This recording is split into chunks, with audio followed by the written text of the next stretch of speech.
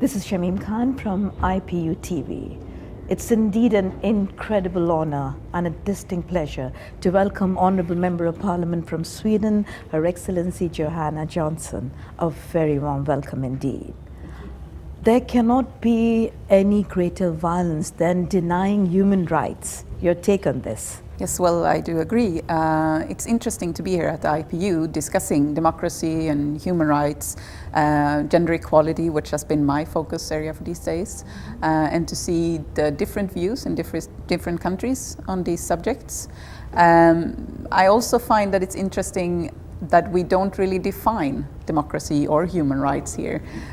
So for a lot of the countries, it's easy to sign something, but then put their own meaning into what that actually means. And I think this is something that needs to be discussed more. We're almost at the concluding part of this IPU assembly, and I'm sure a lot of agendas and resolutions are about to be adopted. So what are the resolutions in case of human rights issues that you are about to present, or you already presented a few? Well, as I understand it, we're supposed to take 2 different resolutions and also 1 emergency item, which is sort of a resolution. And in some way, all 3 of them has to do with human rights. The emergency item, for example, has to do with people starving in Africa right now. And of course, being able to have something to eat, nutrition, is part of human rights. Gender equality, which is one of the other resolutions, is definitely also human rights. How do we make sure that women get their space in society?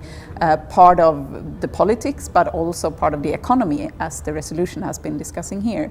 And the 3rd resolution is about security in the world, and whether other countries has obligation to protect the human rights also of citizens of other states. So it all has to do with human rights, definitely. Are you trying to reach out to the tiny island, small states where there is no human rights at all, no law and order?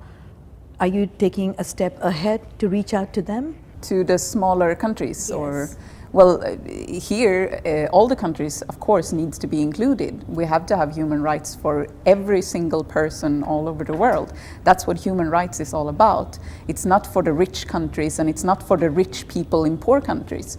It's for everyone. It's for humans. It's for humans. In the greatest sense of the word. Exactly. Yeah. But of course, there is still a long way to go to make sure this is happening.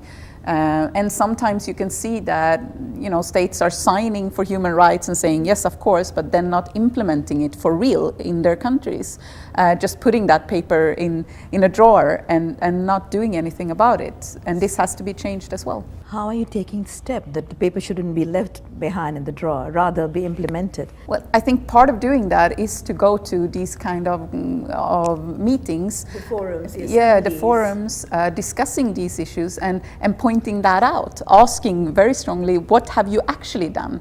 Apart from just signing this paper, what implementations have you done? And for us as a delegation, being here is one part, but also traveling in the country, meeting the civil society, looking out in the small villages, what is actually happening on the ground for children, for women, but also for men, for every single person. Yeah, could not be any better way than dialogue, to move forward anything. Yes, of course. And dialogue always brings about positive changes. Yeah, but you have to put something behind the words as well.